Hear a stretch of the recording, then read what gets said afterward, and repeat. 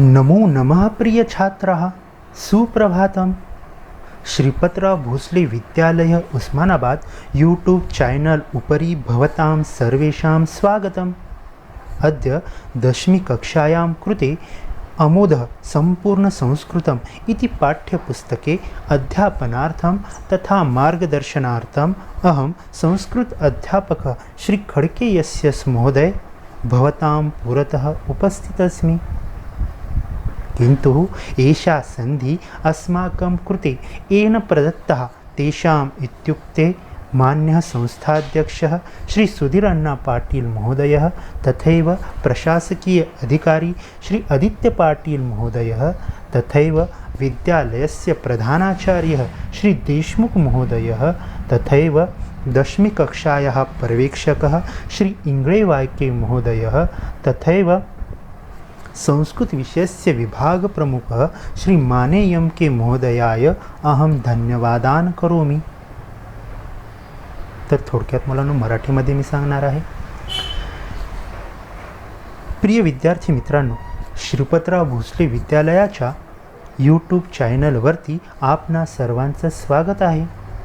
आज 10वी इयत्तेच्या अमोद संपूर्ण संस्कृतम या पाठ्यपुस्तकाच्या अध्यापनासाठी तसेच मार्गदर्शनासाठी मी संस्कृत अध्यापक श्री खड़के यस्यस महोदय आपणा समोर उपस्थित आहे। ज्यांनी मला ही संधी उपलब्ध करून दिलेली आहे ते आपल्या विद्यालयाचे संस्थाध्यक्ष श्री सुधीर अन्ना पाटिल महोदय तसेच प्रशासकीय अधिकारी श्री आदित्य पाटिल महोदय तसेच विद्यालयाचे मुख्याध्यापक श्री देशमुख महोदय आणि इयत्ता 10वीचे पर्यवेक्षक श्री इंगळे वायके महोदय आणि संस्कृत विषयाचे विभाग प्रमुख श्री माने एम के महोदय यांना मी धन्यवाद करतो। अयि छात्राः, गतवर्षे 8वी तथा 9वी कक्षायाः संस्कृत विषयस्य अध्ययनं वयं कुर्मः। 9वी तथा 8वी कक्षायाः अमोद इति संस्कृत विषयस्य पुस्तकम् आसीत्। इदानीम् अस्मिन् वर्षे 10वी कक्षायाः अस्माकं संस्कृत विषयस्य तृतीयवर्षः अस्ति। अस्मिन् वर्षे अपि अस्माकं पुस्तकस्य नाम अमोद एव अस्ति। गतवर्षी 8वी तथा 9वी कक्षायां यद् वयम् अध्ययनं कृतवन्तः तस्य स्मरणम् आवश्यकः। नाम, सर्वनाम, लकाराणाम्, अव्ययानाम्, उपपदविभक्तीनां, संख्याविशेषणानि सर्वेषां कंठस्थीकरणम् अतीव आवश्यकम्। तर प्रिय विद्यार्थ्यांनो, गेल्या वर्षी 8वी आणि 9वी मध्ये आपण संस्कृत विषयाला शिकण्यासाठी सुरुवात केलेली आहे। तर 8वी आणि 9वी मध्ये संस्कृत विषयाचं पुस्तक जे होतं त्याचं नाव अमोद असं होतं। या वर्षी सुद्धा 10वी मध्ये आपले संस्कृत जे पुस्तक आहे त्याचं नाव सुद्धा अमोद असंच आहे। गतवर्षी 8वी आणि 9वी मध्ये आपण जे अध्ययन केलेलं आहे, जे व्याकरणाचा अभ्यास केलेला आहे त्यामध्ये नाम, सर्वनाम, क्रियापदे, लकार, धातुसाधित अव्यय, संस्कृत वर्णमाला, स्वरांत नामे, व्यंजनांत नामे, लकार परिचय, त्यामध्ये 8वी मध्ये आपण लटलकार, लंगलकार, 9वी मध्ये आपण लोटलकार, विधिलिंग लकार, त्याचे परस्मैपदी प्रत्यय आणि आत्मनेपदी प्रत्यय, तसेच धातुसाधित अव्यय, अव्ययाना प्रकारः, तसेच उपपद विभक्ती, कारक परिचय, संधी, समासः, वाच्य परिचय, श्लोकानां पठनम्, अमरकोशः, संख्या, चित्रपदकोशः, धातुसाधित विशेषणानि इत्यादी व्याकरणाचा आपण अभ्यास केलेला आहे। तर यावर्षीसुद्धा मुलांनो आपण संस्कृत विषयामध्ये या सर्व भाषा अभ्यास, व्याकरणाचा अभ्यास करणे आवश्यक आहे. 8वी आणि 9वी याचा जर अभ्यास आपण केला तर 10वीच्या दृष्टीने 8वी आणि 9वी या दोन्ही वर्षाचा अभ्यासक्रम महत्त्वाचा आहे. म्हणून मुलांनो 10वीसाठी तुम्ही 8वी आणि 9वी या दोन्ही वर्षाचा अभ्यास 10वीच्या दृष्टीने महत्त्वपूर्ण आहे. म्हणून या दोन्ही वर्षाचा अभ्यास तुम्ही चांगला करणे आवश्यक आहे. तर मुलांनो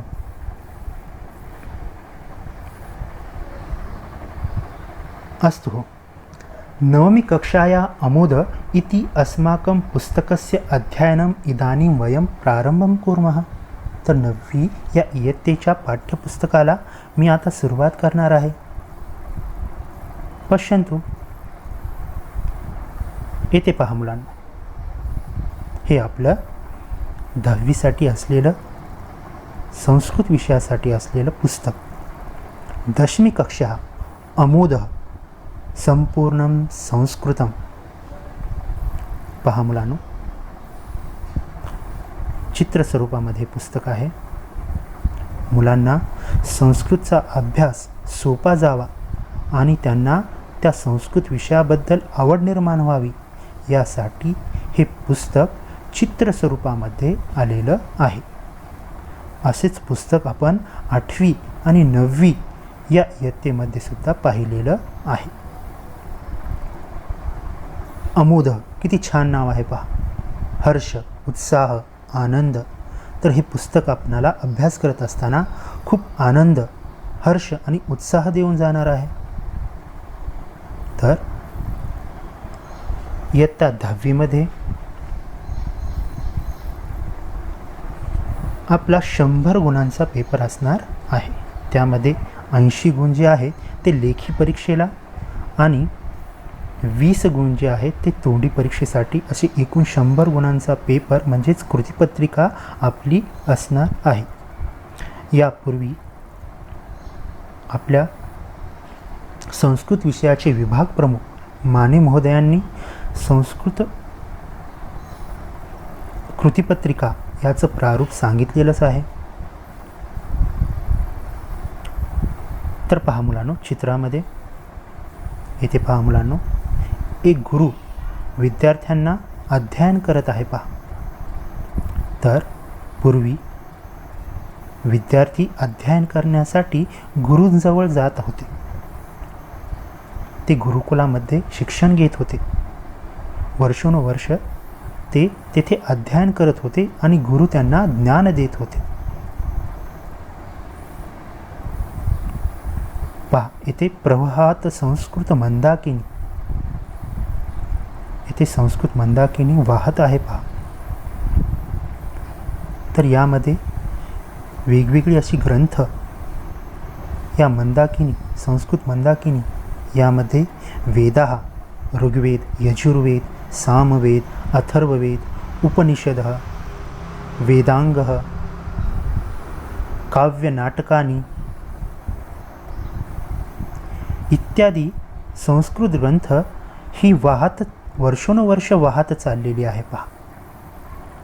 त्यामध्ये अर्थशास्त्र, उपनिषद, काव्यनाटकानि, रामायण, महाभारत अशी जी काव्य मोठे ग्रंथ आहेत ती संस्कृत गंगा अजूनसुद्धा वाहतच आहे. पहा इथे पहा मुलांनो, मेघदूतम, उपनिषद, अर्थशास्त्र. तर या चित्रामध्ये पहा मुलांनो, येथे ऋषी व्यास आणि समोर त्यांच्या श्री गणेश. तर व्यास मुनींनी महाभारत याची रचना केलेली आहे आणि त्याचं श्रुत लेखन गणेशाने केलेलं आहे. भगवान श्री गणेश यांनी त्याचं लेखन केलेलं आहे. येथे 2 मुलं पहा अध्ययन करत आहे. एक मुलगा संगणकावर दिसते मुलांनो, संगणकावर माहेश्वरी सूत्राने पाहत आहे पहा. आणि दुसरी मुलगी दुर्बीणद्वारे अध्ययन करत आहे. तर हे आपलं पुस्तकाचं मुखपृष्ठ चित्र स्वरूपामध्ये आलेलं आहे. पुढे गेल्यानंतर मुलांनो, महाराष्ट्र पाठ्यपुस्तक निर्मिती तथा अभ्यासक्रम संशोधन मंडलम पुणे हे आपले अभ्यास मंडळ आहे मुलांनो. येथे 10वी कक्षा संपूर्ण संस्कृतम अमोदः मराठी, गुजराती, हिंदी, इंग्रजी इत्यादीना माध्यमानां कृते, म्हणजे हे पुस्तक मराठी, गुजराती, हिंदी, इंग्रजी इत्यादी माध्यमासाठी उपलब्ध आहे. येथे एक सूचना दिलेली आहे पहा मुलांना. काय आहे ती सूचना? तर स्मार्टफोन, इथे QR कोड दिसत आहे पहा. स्मार्टफोन इति उपकरणेन दीक्षा ॲप द्वारा पाठ्यपुस्तकस्य प्रथमपृष्ठे योजितेन QR कोड माध्यमेन PDF पाठ्यपुस्तकं द्रष्टुं शक्यते. तथा पाठ्यपुस्तके प्रतिपाठं योजितेन QR कोड सहाय्येन दृकश्राव्य अध्यापन साहित्यम उपलभ्यते. इथे मुलांना तुम्हाला एक सूचना केलेली आहे पहा. तुमच्याकडे मोबाईल असेल तर स्मार्टफोन इति उपकरणेन, मोबाईल या उपकरणाद्वारे दीक्षा ॲप, प्ले स्टोअरवर तुम्ही दीक्षा ॲप डाउनलोड करून घ्यायचं आहे. द्वारा पाठ्यपुस्तकस्य प्रथमपृष्ठे, पाठ्यपुस्तकाच्या पहिल्या पृष्ठावर काही QR कोड दिलेले आहे पहा. हे समोर दिसते ते QR कोड. या QR कोडच्या माध्यमाने PDF पाठ्यपुस्तक हे जर आपण स्कॅन केलं स्कॅनरद्वारे, तर तेथे पाठ्यपुस्तक तुम्ही पाहू शकाल. पाठ्यपुस्तक द्रष्टुं शक्यते. तथा पाठ्यपुस्तके प्रतिपाठम, या पाठ्यपुस्तकाच्या प्रत्येक पाठामध्ये योजितेन QR कोड सहाय्येन, प्रत्येक पाठामध्ये काही QR कोड दिलेला आहे पहा शेवटी. त्या साह्याने दृकश्राव्य अध्यापन साहित्यम उपलभ्यते. जे काही दृकश्राव्य म्हणजे त्या पाठावर आधारित जे काही दृकश्राव्य साधनं आहेत ते तुम्हाला अध्यापनाचं साहित्य तुम्हाला सर्व उपलब्ध करून दिलेलं आहे पहा. त्यामुळे तुमचा अभ्यास सोपा होईल. येथे पहा मुलांनो, पश्यंतु येथे अभ्यास मंडळाची माहिती दिलेली आहे पहा. त्यामध्ये संस्कृत भाषा तज्ञ समिती, संस्कृत भाषा गणसदस्यः, निमंत्रित सदस्यः, मुख्य समन्वयकः, संयोजनं चित्रकारः, मुखपृष्ठं, अक्षरयोजनं, प्रकाशकः, नियंत्रकः, या अभ्यास मंडळाद्वारे हे पुस्तक निर्माण केलेलं आहे. तर हे अभ्यास मंडळाची तज्ञ समिती आहे, ती अभ्यास करून पुस्तक निर्मिती करते. त्या सर्वांची नावं येथे आपल्याला पाहण्यास मिळणार आहेत. पुढे गेल्यानंतर मुलांनो, येथे पहा, येथे भारताचे संविधान आलेलं आहे पहा. भारत देशस्य संविधानम, संस्कृतमध्ये हे संविधान आलेलं आहे. तर आपल्या भारत देशाचे संविधान याचे शिल्पकार डॉक्टर बाबासाहेब आंबेडकर. तर या संविधानाचा स्वीकार 26 नोव्हेंबर 1949 आणि याची अंमलबजावणी 26 जानेवारी 1950 या दिवशी केलेली आहे. तर हे भारताचे संविधान इंग्रजी आणि हिंदीमध्ये, तसंच हे संस्कृतचं पुस्तक असल्यामुळे संस्कृतमध्ये हे भारताचे संविधान आलेले आहे. पुढे गेल्यानंतर मुलांनो, येथे पहा, भारत देशस्य प्रतिज्ञा, भारत देशस्य राष्ट्रगीतम. इथं भारत देशाची प्रतिज्ञा आणि भारत देशाचे राष्ट्रगीत आलेलं आहे पहा. तर मुलांनो, भारत देशाचे राष्ट्रगीत सर्वांना पाठ असणं महत्त्वाचं आहे. तर हे भारत देशाचे राष्ट्रगीत बंगाली भाषेत आहे पहा. तर याचे रचयिता रवींद्रनाथ टागोर, ज्यांना नोबेल पारितोषिक मिळालेलं आहे. तर हे 5 कडव्याचं राष्ट्रगीत येथे आलेलं आहे. मुलांनी हे कंठस्थीकरण करणं महत्त्वाचं आहे. राष्ट्रगीत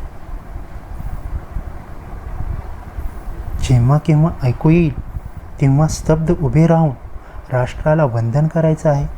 त्याचा अवमान करायचा नाही मुलांनो. राष्ट्रगीत चालू झाल्यानंतर उभे राहून त्या राष्ट्राला वंदन करायचं आहे, त्या देशाला वंदन करायचं आहे. तसेच भारत देशाची प्रतिज्ञा, प्रत्येक भाषेमध्ये भारत देशाची प्रतिज्ञा आहे. तसंच संस्कृतमध्ये सुद्धा भारत देशाची प्रतिज्ञा आलेली आहे पहा. यापूर्वी 8वी 9वी मध्ये आपण ही प्रतिज्ञा म्हणून घेतलेली आहे. ती पाठसुद्धा तुम्हाला असेल. तर याचा पुनराभ्यास आपण करणार आहोत. ती परत एकदा म्हणणार आहात. तर ही प्रतिज्ञा कोणी लिहिली असेल हा प्रश्न तुम्हाला पडलेलाच असेल. तर ही प्रतिज्ञा तेलुगू लेखक पदिमिरी व्यंकट सुब्बाराव स्वातंत्र्य मिळाल्यानंतर 15 वर्षांनी म्हणजेच 1962 मध्ये ही प्रतिज्ञा लिहिलेली आहे. आणि 26 जानेवारी 1965 मध्ये देशस्तरावर प्रत्येक शाळेमध्ये प्रजासत्ताक दिनानिमित्त ही प्रतिज्ञा प्रत्येक शाळेमध्ये म्हटली जाते.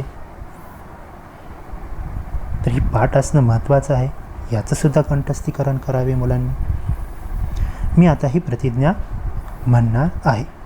तर मुलांनी त्याचे उच्चार काळजीपूर्वक ऐकावेत. भारत देशस्य प्रतिज्ञा. भारतो मम देशोऽयं भारतीयाश्च बान्धवाः परानुरक्तिरस्मिन् मे देशस्ति मम सर्वदा समृद्धा विविधा सस्य या देशस्य परम्पराः सन्तितः प्रतिमे नित्यम् अभिमानौ नतं शिरः प्रयतिष्ये सदा चाह मासा दहितुमर्हताम् येन तासां भविष्यामि श्रद्धायुक्तः पदान्नुगः सम्मानेयं पितरो वयोज्येष्ठान् गुरुंस्तथा सौजन्यनैव वर्तेय तथा सर्वैरहं सदा स्वकीयेन हि देशेन स्वदेशीयश्च बान्धवः एकान्तनि समाचारं प्रतिजानैः सर्वथा एतेषामेव कल्याणे समुत्कर्षे तथैव च नूनं विनिहितं सर्वं सौख्यमात्यन्तिकं मम. तर अशा प्रकारे भारत देशाची प्रतिज्ञा आपण म्हटलेली आहे. तर याचं पाठांतर कंठस्थीकरण मुलांनी काळजीपूर्वक करायचं आहे. पुढे गेल्यानंतर येथे पहा मुलांना, येथे प्रस्तावना केलेली आहे पहा. संस्कृत विषयाबद्दल आलेली ही प्रस्तावना. आत्मीया छात्रा, प्रिय विद्यार्थ्यांनो, संस्कृत अध्ययनस्य 3य वर्षमिदं विद्यालयस्य च अंतिम वर्षम. संस्कृत अध्ययनाचे हे तुमचे 3रे वर्ष आहे. 8वी पहिले वर्ष, 9वी दुसरे वर्ष आणि 10वी तिसरे वर्ष, तृतीय वर्ष. संस्कृत अध्ययनाचे हे 3रे वर्ष.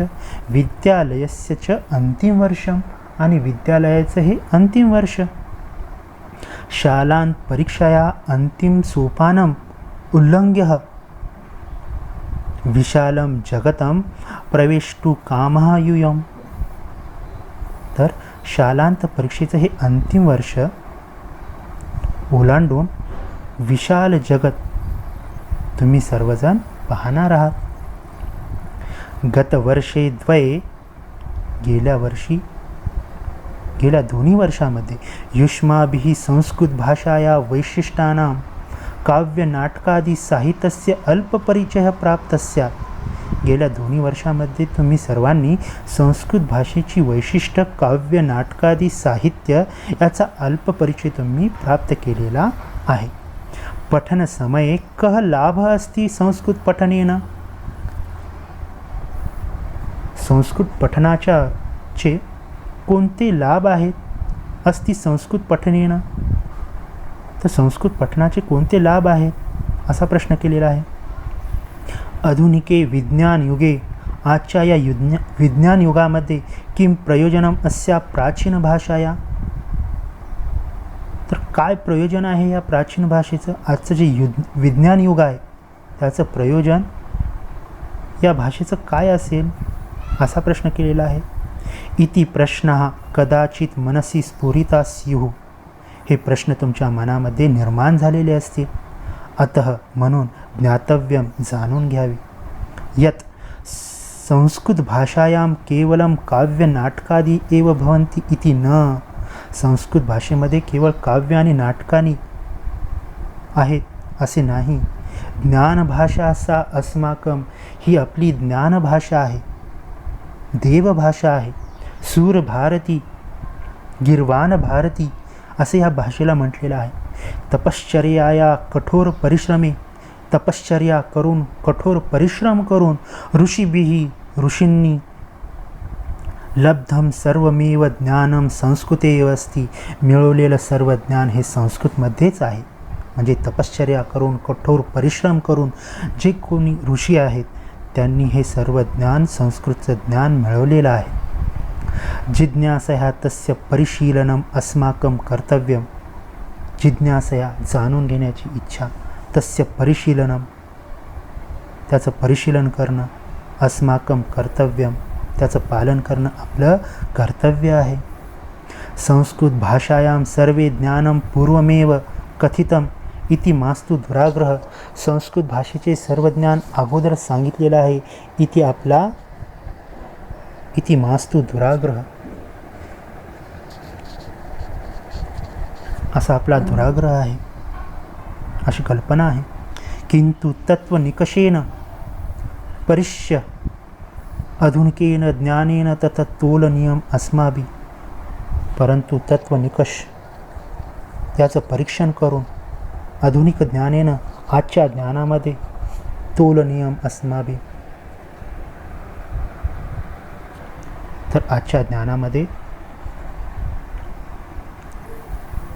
आपण त्याची तुलना केलेली आहे. एतदर्थम अधितव्या संस्कृत भाषा. यासाठी संस्कृत भाषा आपण शिकणं आवश्यक आहे. अद्य नैके परदेशीयाः अपि संस्कृत भाषाम् अध्येतुं प्रत्यहं भारतम् आगच्छन्ति. अद्य नैके परदेशी, आजसुद्धा भरपूर असे परदेशी लोक जे आहेत, विदेशातील लोकसुद्धा संस्कृत भाषा शिकण्यासाठी भारतामध्ये येतात. भारतीय जीवनपद्धत्या तत्त्वज्ञानेन योग वेदान्तः आयुर्वेदादिभिः शास्त्रैः च ते संस्कृतं प्रति आकृष्टाः भवन्ति.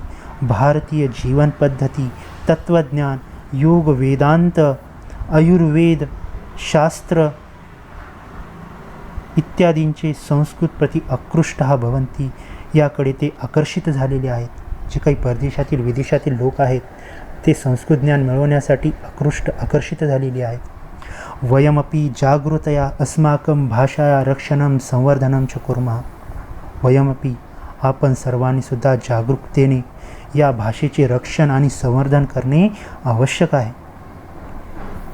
संवर्धन, रक्षण करायचं आहे. संस्कृत भाषाया यद उत्तम युष्माभि लब्धम. संस्कृत भाषेमध्ये जर तुम्ही सर्वजण लब्धम तत् प्राथेय रूपेण जीवन प्रवासे सर्वदा युष्माभि सह भवेत. पहा काय म्हटले मुलांनो येथे, संस्कृत भाषेमध्ये तुम्हा सर्वां संस्कृत भाषा यद उत्तम युष्माभि लब्धम तत् पाथेयरूपेण म्हणजे वाटसरूप्रमाणे जीवन प्रवासे सर्वदा युष्माभि सह भवे. या जीवन प्रवासामध्ये ही सतत तुमच्या सोबत असणार आहे. जर संस्कृत भाषा तुम्हाला उत्तम येत असेल तर वाटसरूप्रमाणे जीवन प्रवासामध्ये ही तुमच्या सोबत असणार आहे. सफला भवत, सर्वांनी सफल व्हावे. संस्कृत ज्ञानेन स्वकार्यक्षेत्रेषु विशेषणता प्राप्नुता. संस्कृत ज्ञानाने सर्व कार्यक्षेत्रामध्ये तुम्ही पारंगत व्हा, विशेष तज्ञ व्हा. भारतस्य गौरवर्धका सुपुत्रः भवत. भारताचे गौरव वाढवणारी सुपुत्र तुम्ही होऊ शकता. गौरवर्धका, गौरव वाढवणारी, भारताचं गौरव वाढवणारे सुपुत्र तुम्ही होऊ शकता. आदर्शभूतस्य छात्रस्य गुणान् सदा स्मरत. आदर्शभूत विद्यार्थ्यांचे गुण सदा आठवणीत ठेवली पाहिजे. तर या अर्थी विद्यार्थ्यांची 5 गुण असलेला श्लोक यामध्ये आलेला आहे. तर संस्कृत भाषेचं महत्त्व आपण या प्रस्तावनेद्वारे आपण पाहिलेलं आहे. यामध्ये विद्यार्थी गुणपंचकम या अर्थी एक श्लोक आलेला आहे पहा. तर विद्यार्थ्यांमध्ये कोणती गुण असली पाहिजेत ते या श्लोकाद्वारे सांगितलेलं आहे. ज्ञानतृष्णा गुरुनिष्ठा सदा अध्ययन दक्षता एकाग्रता महत्वेच्छा विद्यार्थी गुणपंचकम. पहा मुलांनी, हा श्लोक मुलांनी पाठ करायचा आहे. ज्ञानतृष्णा, त्या विद्यार्थ्यामध्ये ज्ञानाची तहान असली पाहिजे, ज्ञान घेण्याची तहान. गुरुनिष्ठा, गुरुबद्दलचा आदर, निष्ठा त्या विद्यार्थ्यामध्ये असली पाहिजे. सदा अध्ययन दक्षता, सदा नेहमी अध्ययन दक्षता, अध्ययनाची दक्षता म्हणजे अध्ययन करत असताना तो दक्ष असला पाहिजे. शिक्षक शिकवत आहेत तर मुलांना ते अध्ययन करत असताना एकदम काळजीपूर्वक लक्ष देणं आवश्यक आहे. एकाग्रता, त्या मुलाने एकाग्र असलं पाहिजे. महत्वेच्छा, जाणून घेण्याची इच्छा त्या विद्यार्थ्यामध्ये असली पाहिजे. नवीन संकल्पना, ह्या सर्व गोष्टी त्यानं जाणून घेतल्या पाहिजेत. विद्यार्थी गुण पंचकम, हे विद्यार्थ्याचे 5 गुण यामध्ये सांगितलेले आहेत. तर ज्ञानतृष्णा, गुरुनिष्ठा, सदा अध्ययन दक्षता, एकाग्रता, महत्वेच्छा हे विद्यार्थ्याचे 5 गुण यामध्ये सांगितलेले आहेत.